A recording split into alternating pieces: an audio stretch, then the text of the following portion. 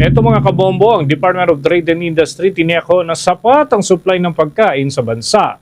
At ang fuel subsidy naman para sa mga recipient po nito ng mga tsuper hanggang sa mga lalawigan ay ating alamin ng mga update. May balita si Bombo Betha Servito.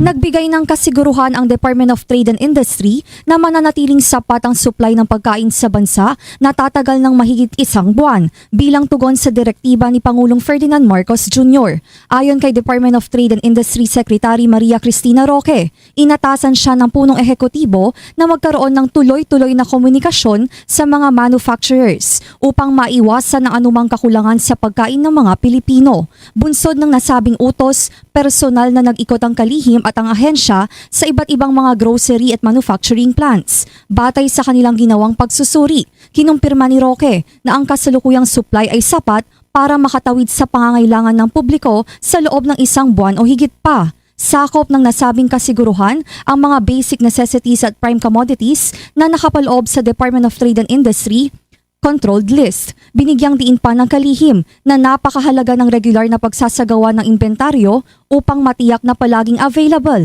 at madaling mabili sa merkado ang mga pangunahing pangangailangan ng mga mamamayan. Narito ang naging pahayag ni Department of Trade and Industry Secretary Maria Cristina Roque. Ang direktiba is to constantly communicate with the manufacturers and the different industries to make sure that may enough supply tayo ng pagkain para sa taong bayan.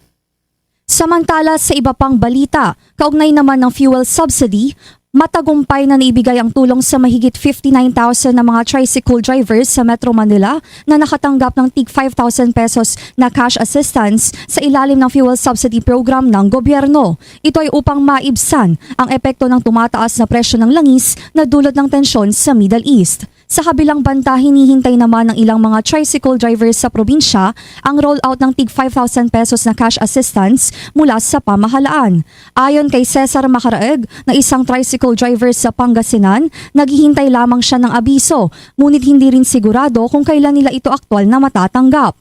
Kaugnay niyan, pakinggan natin ang naging pahayag ni Cesar Macaraeg. Para sa akin lang po, yung nakikita ko sa balita, na pinapamigay ng fuel subsidy na 5,000 sa Manila, uunahin daw yun. Pag natapos yun, isusunod yung mga probinsya. Ang tanong po, aling probinsya ang uunahin? Sabay-sabay ba o hindi natin malalaman kung anong probinsya ang uunahin po nila? Ay kung sa akin lang po yung 5,000, malaking bagay na po yun.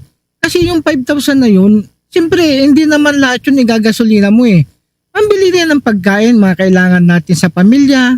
Siyempre kung ano yung pangangailangan sa pamilya, yun ang bibili mo. Plus, yung gasolina nga, siyempre, mayroon din yung gasolina iano natin sa motor. Patuloy ang pagbibigay ng pamahalaan ng tulong sa gitna ng serye ng oil price hike. Para sa Bombo Network News, ako po si Bombo Betha Servito. And this is Bombo Radio Philippines, the #1 and most trusted source of news and information.